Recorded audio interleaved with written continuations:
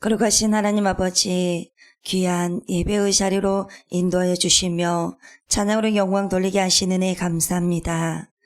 또한 하나님의 살아있는 생명의 말씀의 자리로 인도하여 주시는 애 감사합니다.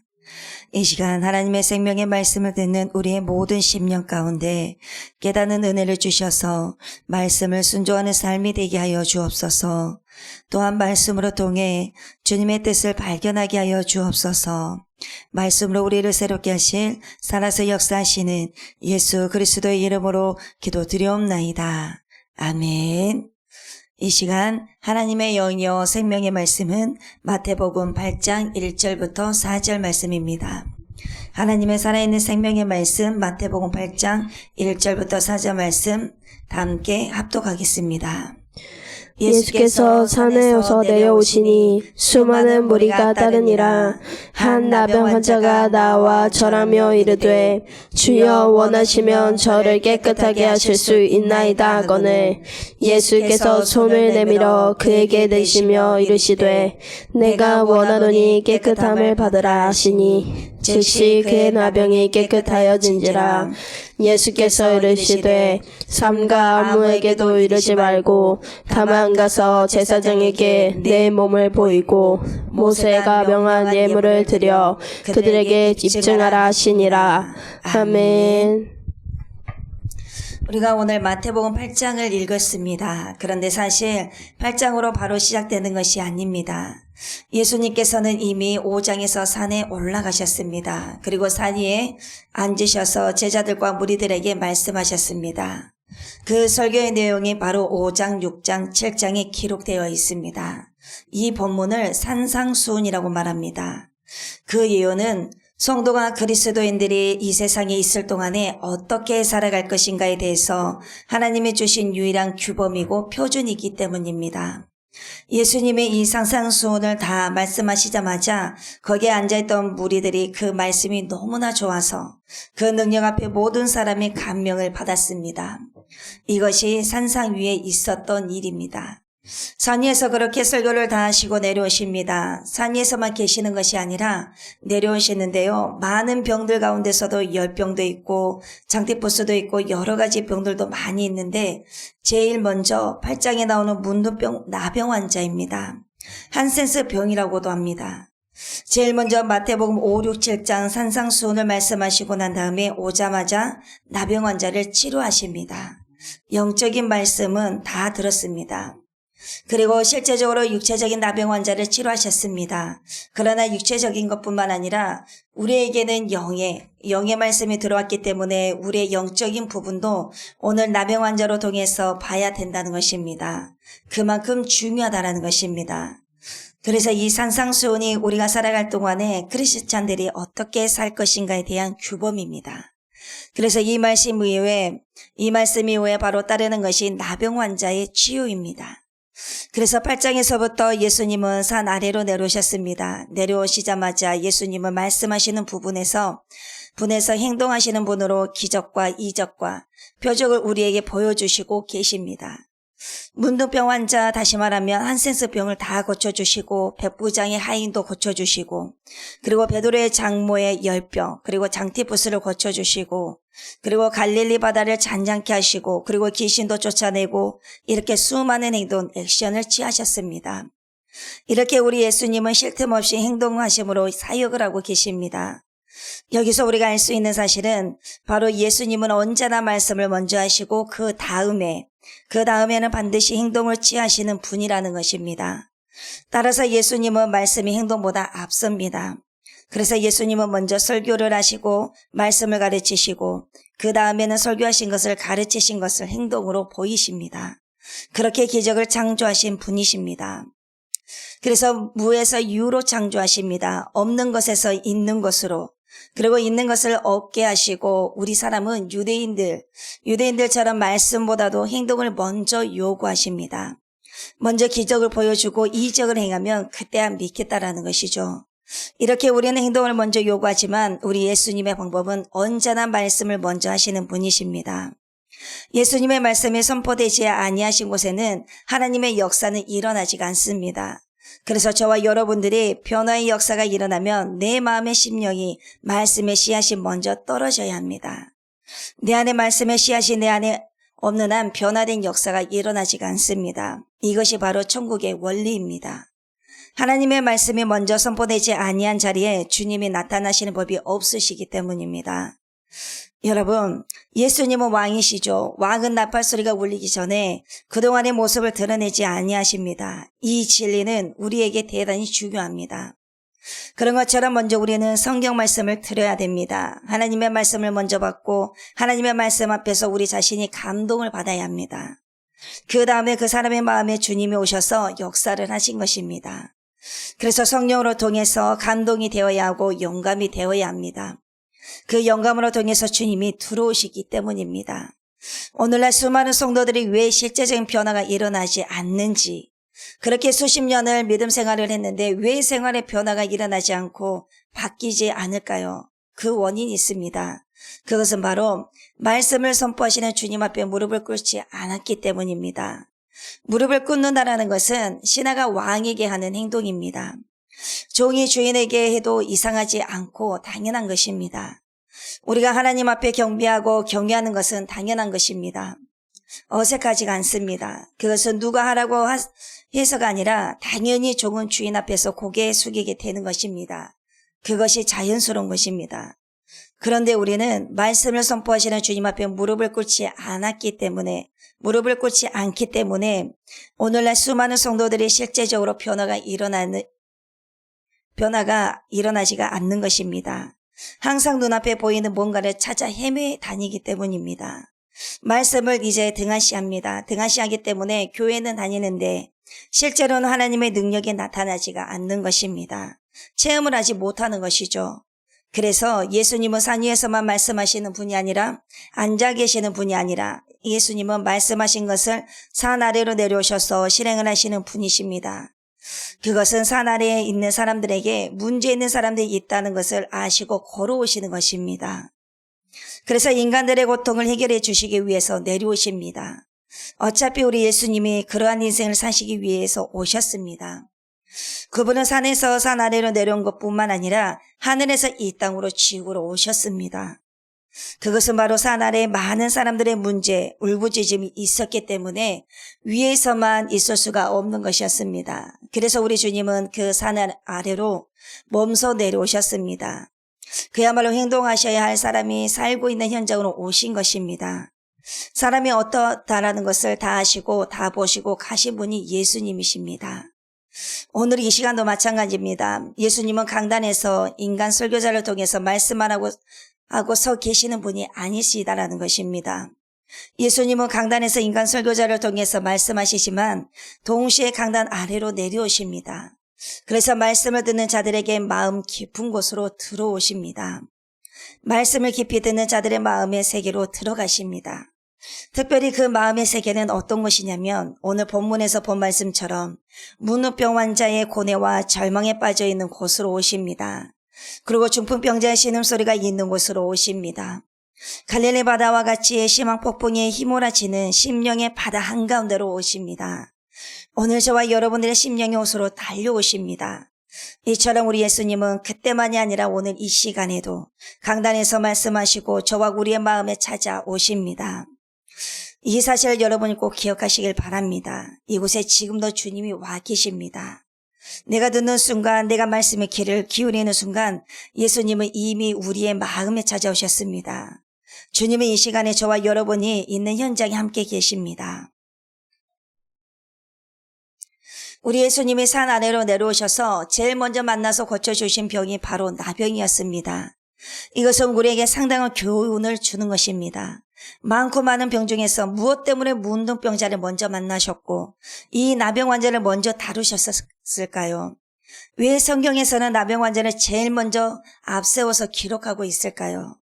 그 이유를 우리가 들으려면 성경적으로 검토를 해봐야 합니다. 여러 가지가 있지만 한 가지만 말씀드리자면 문둥병은 구약에서 찾아볼 수가 있습니다. 구약에서 문둥병이 인간의 죄의 상징으로 하나님이 특별히 선택해 놓은 병이기 때문입니다. 바로 하나님께서 벌을 주셔서 생긴 병도 나병이었습니다. 그래서 나병은 죄인의 상징입니다. 구약에서 하나님 앞에 죄를 범하고 무엇인가 크게 잘못한 사람을 하나님이 즉소로 심판하실 때 주로 나병을 가지고 많이 심판하셨습니다. 그래서 게하시가 엘리사 앞에서 물러나자마자 그 이마에서부터 온몸 전체가 나병이 퍼졌습니다. 죄를 자기는 안 지었다 해도 주님께서는 그 나병으로 통해서 자기가 죄를 지었다라는 것을 보여주신 것입니다. 그래서 문둥병이 발한 것입니다. 왜 하나님이 그렇게 하셨냐면요. 이 문둥병은 무슨 상징이라고 했습니까? 죄의 상징이라고 했습니다. 그래서 문둥병은 하나님이 뽑아 놓으셨기 때문입니다. 그래서 사실 이 나병에 걸리면 정말 어마어마하게 비참합니다. 말로 표현할 수가 없습니다. 우리가 어떻게 그 환자의 아픈 마음을 알 수가 있겠습니까? 그래서 레위기 13장 45절부터 16절에서 이렇게 말하고 있습니다. 나병 환자는 옷을 찢고 머리를 풀며 윗입술을 가리고 외치기를 부정하다 부정하다 할 것이요 병 있는 날 동안은 늘 부정할 것이라 그가 부정한즉 혼자 살되 진영 밖에서 살지니라 이렇게 말씀하셨습니다. 병을 앓는 동안에는 계속해서 부정하다 해야 하기 때문에 혼자 살아야 합니다. 공동체 앞으로 와서는 절대로 안 됩니다. 공동체 앞으로 왔다가 들키면 돌로 쳐맞아 죽습니다. 가족들도 돌고 싶어도 돌아보지를 못합니다. 혼자서 동굴 속에서 살아야 합니다. 누가 먹거리를 주면 그것으로 먹고 사는 것입니다. 개처럼 짐승처럼 먹는 것입니다. 안 주면 굶어 죽습니다. 그러니까 저주받는 병이라고 한 것입니다. 그 어떤 소망이 없는 자가 나병 환자였습니다. 인간의 능력으로는 그때 당시에는 그 병을 고칠 수가 없었습니다. 그때 당시에는 절망의 상태였고 저주받는 병이라고 했습니다. 병균이 몸에 있다가 드디어 발병을 하면 20년, 30년 동안 그 몸을 조금씩 부드러운 곳에서부터 시작해서 아주 신경이 예민한 곳에서부터 시작해서 점점 더 먹어 들어가서 결국은 육체와 정신을 완전히 파산시켜버리는 것이 바로 나병입니다. 그래서 이 문둥병을 정신병이라고도 부르기도 합니다. 상상하기조차 끔찍스러운 몰골로 변해져 버린 자신의 모습을 보면서 제정신으로 살지 못하기 때문에 정신병이라고 합니다. 문둥병 환자가 되면 민수기 12장 10절을 보시면 먼저 그 부위가 휘어집니다. 이 나병은 눈과 같이 휘어집니다. 화장한 것처럼 휘어집니다. 휘어진 다음에는 그 부위가 반짝반짝하면서 빛이 납니다. 이 과정이 지나면 눈썹이 빠지고 머리카락이 빠집니다. 그 다음에는 눈에서 진물이 납니다. 그리고 손톱이 빠집니다. 그리고 코가 문드려져 없어집니다. 그리고 치아가 빠집니다. 그리고 손가락이 빠지고 손마디가 떨어져 나갑니다. 전신의 마디마디가 다 썩어 문드러집니다. 서서히 죽어갑니다. 온몸이 썩어져서 죽습니다. 이 나병은 산채로 썩어져서 죽어가는 것입니다. 그런데 이상한 것은 그런 과정에서도 끝까지 아픈 것을 모른다라는 사실입니다. 어느 부분이든지 아프지가 않습니다. 손마디가 다 끊겨져 나갔는데도 아픈지를 모릅니다. 살이 썩으니 더럽고 냄새가 나는 것이죠. 여러분, 문둥병 환자의 특징은 헝겊으로 손을 감고 있습니다. 손마디가 다 빠져나갔기 때문입니다. 좀 더 심해지면 얼굴도 가립니다. 눈도 멀어지고 코도 없어집니다. 정말 상상하고 싶지 않은 모습으로 변해갑니다.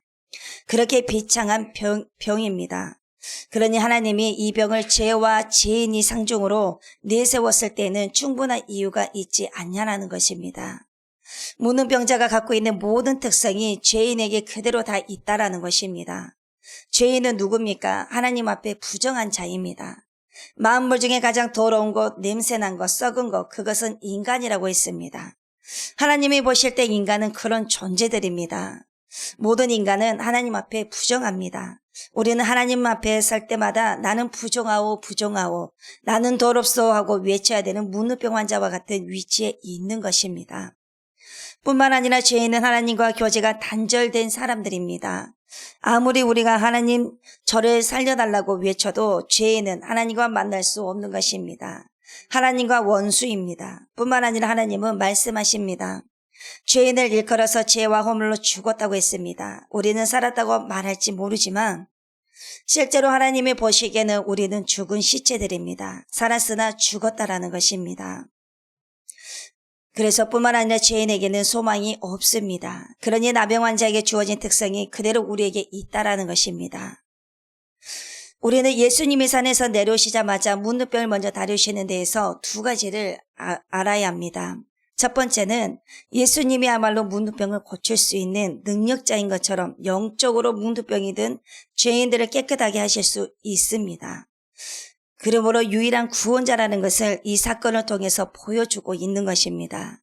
예수님만이 유일한 구원자, 치료자라는 것을 보여주시는 것입니다. 그리고 두 번째는 모든 인간은 한 사람도 예외 없이 이 문둥병자와 같이 영적으로 고침을 받아야 할 사람들이라는 것을 이 사건을 통해서 보여줍니다. 그러므로 우리는 예수님 앞에 엎드린 문둥병자들을 통해서 나 자신을 볼 수가 있어야 합니다. 그리고 그 사람을 다루는 예수님으로부터 우리는 무엇인가 진리를 찾아야 합니다. 문둥병 환자가 예수님께 와서 뭐라고 말합니까? 주여 원하시면 나를 깨끗하게 하실 수 있나이다. 그럴 때 주님이 뭐라고 대답하셨습니까? 내가 원하는 깨끗함을 받으라고 말씀하셨습니다. 예수님이 33년 동안 세상에 사시면서 내가 원하노니 하신 말씀은 단 한 곳밖에 나오지 않습니다. 바로 오늘 본문입니다. 여기 한 곳밖에 없습니다. 그런데 내가 원하노니 하는 말씀이 성경의 다른 부분에는 전혀 없습니다. 이것을 볼 때 예수님의 소원이 바로 보여지고 익혀지는 것입니다. 예수님의 소원이 무엇이었습니까? 문둥병자를 보실 때 주님의 소원이 마가복음에 보면 예수님의 그를 보시자 민망히 여기셨다고 말씀하셨습니다. 그 마음속에 동정이 끌어올랐던 것입니다. 그야말로 가만히 그대로 돌려보낼 수 없다고 하는 강한 의지가 예수님의 마음에 적용했다라는 뜻입니다. 고쳐주어야 되겠다고 하는 간절한 심정이 예수님의 마음에 타오른 것입니다. 이것이 바로 예수님께서 말씀하시는 내가 원하노니입니다. 오늘도 우리 예수님의 소원이 그때와 같이 변함없으신 소원이 있으십니다. 주님의 소원이 무엇이겠습니까? 지금 우리 예수님은 여기에 저와 여러분이 있는 이곳에 분명히 함께 계시는데 저희들을 향한 예수님의 원하시는 예수님의 소원이 내가 원하노니 깨끗함을 받으라. 바로 이 말씀이십니다. 지금도 그 말씀이 이 자리에서 성령을 통해서 말씀하시고 계십니다. 이 시간 예수 그리스도가 저와 여러분들에게 주시는 말씀은 이것입니다. 내가 원하노니 깨끗함을 받으라. 하신 그대로 그 사건이 실제 중생받은 사람에게 일어났다라는 사실입니다. 그리고 모든 영적인 문둥병이 떠났을 때는 내가 예수를 믿는 순간 나의 모든 부정한 것이 깨끗하게 된 것입니다. 예수님이 십자가에 못 박혀 돌아가심을 내가 확인하고 그것이 나를 위한 죽음인 것을 고백하고 그리고 그 십자가 그 피에 내 손을 담궜을 때 하나님께서 나의 작은 믿음이지만 그 믿음을 보시고 순간적으로 나의 모든 더러운 것을 깨끗하게 씻어주십니다. 그리고 우리로 하여금 하나님의 자녀로 삼으신 것입니다. 그래서 천국 백성으로 삼아주시는 것입니다. 여러분, 예수 그리스도가 우리를 대신해서 자신을 주신 이유가 어디 있습니까? 그것은 모든 불법에서 우리를 속량하시고 우리를 깨끗하게 하시기 위해서라고 하셨습니다. 주님이 나의 모든 병의 값을 치르기 위하여서 십자가에 죽으시고 피를 흘리셨기 때문에 내가 그를 믿는 자마다 성령께서는 그 놀라운 십자가의 피를 가지고 나의 모든 환자를 깨끗이 씻어주셨습니다. 그래서 우리에게 일어난 변화가 있습니다. 문둥병자는 원래 부정합니다. 그러나 우리는 예수의 피로 깨끗해졌습니다. 문둥병자는 교제가 단절되어 있습니다. 그러나 우리는 예수의 피로 하나님을 아버지라고 부르면서 언제나 아버지와 교제할 수 있는 사람이 되었습니다. 놀라운 축복이 우리에게 주어진 것입니다. 여러분, 문둥병자는 소망이 없는 사람입니다.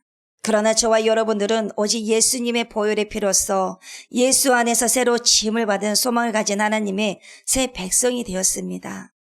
그래서 나병 환자가 취하는 행동이 있습니다. 4가지 행동이 있는데요. 첫 번째는 나병 환자가 어떤 환자였냐면 그때 당시에 사람에게 걸리면 죽습니다. 돌에 맞아 죽습니다. 그런데 목숨을 걸고 나옵니다. 이것을 보면 믿음은 때로는 목숨을 걸어야 합니다. 그래서 믿음은 쉽지가 않습니다. 그런데 이 사람은 이래도 죽고 저래도 죽을 것인데 나가보자. 죽든지 살든지 하나님 앞에 나가보자고 목숨을 걸고 나옵니다. 나와서 예수님께 걸리면 살고 사람들에게 걸리면 돌에 맞아 죽는 것입니다. 앞에서 말씀드렸듯이 문무병 환자들은 옷을 찢어야 합니다. 그리고 머리를 풀어 해쳐야 하고 윗입술을 가려야 합니다. 그리고 나는 부정하다 말을 해야 됩니다. 그런데 안 하고 갔습니다. 안 하고 걸렸다면 죽는 것입니다. 죽어도 무슨 말을 하지 못합니다. 그런데 목숨을 걸고 주님 앞에 나오는 행동을 취한 것입니다. 그런데 여러분, 우리는 목숨 걸고 주님 앞에 나옵니까? 목숨 걸고 나왔다면 그 어떤 문제도 해결받지 못한 문제는 없을 것입니다. 그리고 두 번째는 어떤 행동을 취했냐면요, 누군가의 전도를 받았을 것입니다. 예수님께 나가면 그 어떤 병도 고쳐주시고 다 낫는다는 누군가의 말하는 소리를 들었을 것입니다. 그런데 나병 환자가 이 사람만이 있는 것이 아니라 수많은 사람들이 있었을 것입니다. 그런데 왜 이 사람만 나았을까요? 걸리면 죽을 것을 알지만 그래도 치료함을 받고 싶은 간절한 마음이 있었기 때문입니다. 그래서 이렇게 살다가 죽으나 예수님께 나아가다 걸려서 사람들의 돌에 맞아서 죽으나 어차피 죽은 것은 마찬가지고 만약에 맞아 죽으나 어차피 죽은 것이 마찬가지이기 때문에 주님 앞에 나가면 나온 것입니다. 그래서 주님 앞에 나가면 치료가 되고 내 인생은 다시 시작된 것이기 때문에 구원의 삶을 살아갈 수가 있으니까 차라리 도전을 해보려나 이런 생각을 가지고 나오게 된 것입니다. 여러분, 우리는 믿음은 목숨 걸고 우리 믿음을 지켜나가는 것입니다. 세 번째로는 정중하게 예수님을 하나님으로 경배하고 나와서 절을 합니다. 이분은 정말 예수님 하나님으로 알고 오신 것입니다. 그래서 납작 엎드린 것입니다. 이분의 행동으로 통해서 예배자의 태도를 보게 됩니다. 겸손한 태도, 주님만이 내 병을 치료할 수가 있습니다. 이런 인식을 가지고 나가는 것입니다. 그래서 저와 여러분들도 주님 앞에 나오실 때 기대를 가지고 믿음으로 나오시길 바랍니다. 간절한 마음으로 내가 원하는 것이 있으면, 내가 아픈 곳이 있으면, 내가 문제 해결을 할 수가 없다면 이 모든 것을 해결해 주실 분이 전지전능하신 하나님이십니다. 그래서 하나님 앞에 나오실 때 기대하고 나오시길 바랍니다. 그리고 우리가 가장 중요한 것은 그 믿음 안에서 우리가 간절한 우리의 마음입니다. 우리가 간절한 마음이 있었을 때 그때 우리가 비로소 주님 앞에 더 나오게 됩니다. 그래서 간절한 마음으로 주님 앞에 나오셔서 주님께 물으시면서 그렇게 받으시면서 가시는 귀한 삶이 되셨으면 좋겠습니다. 그래서 이분의 행동으로 통해서 예배자의 태도를 보게 되고 겸손한 태도, 주님만이 내 병을 치료할 수가 있다라는 것을 우리가 볼 수가 있습니다. 그래서 나는 당신의 종입니다. 당신이 나를 만드셨기 때문에 나를 회복시켜 주실 분도 당신이라는 것을, 예수님이라는 것을 분명히 알고 갑니다. 그래서 나는 내 몸의 주인이 아닙니다. 당신이 왕이고 당신이 내 주인이라는 태도를 가지고 납작 엎드렸습니다. 그래서 사람이 자기 믿음으로 해서 살고 자기 불신으로 해서 죽는 것입니다. 그리고 네 번째는 저를 깨끗하게 하실 수 있다는 믿음을 가지고 있었습니다. 자신의 모든 문제를 해결하실 수 있다는 믿음을 가지고 있었습니다. 내 병이 이때 당시에는 나병이 이 당시 때는 절대로 고칠 수가 없는 병이었습니다. 하나님이 아니면 고칠 수가 없는 것입니다. 이분은 자기의 병을 인식을 합니다. 자기의 병을 인식을 하면서 예수님은 할 수 있다라는 것입니다. 이 믿음을 가지고 주님께 나아온 것입니다. 그래서 우리가 주님 앞에 나올 때는 나의 문제, 내가 아픈 곳이 어디가 아픈 것인지, 나의 문제가 어떤 것인지 인식을 하고 주님 앞에 인정을 하고 나오는 것이 중요한 것입니다. 우리는 예수님께 나왔을 때 어떠한 믿음으로 나오십니까? 오늘 이 자리에 오셨을 때 여러분들은 어떤 마음으로 주님 앞에 나오셨습니까? 예배를 드릴 때 어떠한 마음으로 예배를 드리고 계십니까? 오늘 이 나병 환자를 통해서 분명히 주님은 보여주신 것입니다. 여러분, 우리가 영적으로 말씀을 먹는다면 영적인 문둥병에서 빨리 나와야 되는 것입니다. 나오기 위해서는 인정을 해야 됩니다. 그래야 치료를 받을 수가 있는 것입니다. 내가 인정을 하고 주님께 나왔을 때 고침을 받을 수가 있습니다. 그런데 오늘날 현대교회가 너무 싸구려 복음을 많이 전합니다. 예수 믿으면 무조건 복 받는다고 합니다. 예수님만 믿으면 다 끝난다고 합니다. 나병 환자 대충 나왔으면 고침을 받을 수가 있었을까요? 다른 사람들은 돌 맞아 죽을까 봐서 겁이 나서 나오지 못했습니다. 그런데 이 사람은 돌 맞을 준비를 하고 나온 것입니다. 여러분, 믿음은 도전입니다. 믿음은 도전이고 주님 앞에 내가 나의 상태를 주님 앞에 인정을 하고 내어놓고 오시길 바랍니다. 그래서 치료를 받고 그리고 고침을 받을 수가 있는 것입니다. 그래서 나의 모든 내가 아픈 곳, 내가 해결하지 못한 모든 부분들을 주님 앞에 나와서 고침을 받으시고 문제 해결을 받으시길 바랍니다. 여러분, 여러분이 문두병 환자를 본다면 가까이 가서 악수를 못할 것입니다. 맞대어서 인정이 많은 얼굴로 웃으면서 자유롭게 대화를 하지 못할 것입니다. 예수님이 예수님 안 믿는 사람들을 볼 때 거리감이 그런지도 모릅니다. 그만큼 주님의 눈에는 죄인들의 모습이 비참합니다.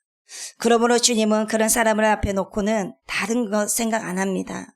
먼저 깨끗하게 해주기를 원합니다. 그래서 믿음을 요구하는데 안 믿는다라는 것입니다. 본문에 나오는 문두병 환자를 통해서 여러분에게 두 가지를 제시하는 게 있습니다. 하나는 적극적으로 예수님 앞에 나오는 사람이 되셔야 됩니다.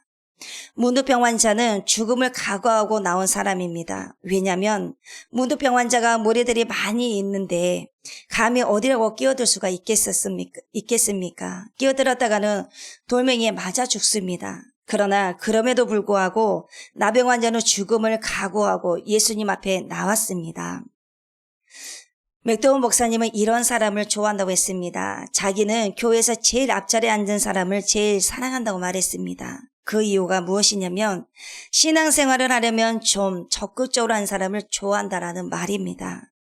여러분, 나에게 믿음이 없다고 단식하지 마시고 좀 더 적극적으로 예수님 앞으로 나오시길 바랍니다. 헌신하시길 바랍니다. 희생하시길 바랍니다. 좀 정성을 기울이라는 말입니다. 그러면 믿음이 생기는 것은 시간 문제입니다.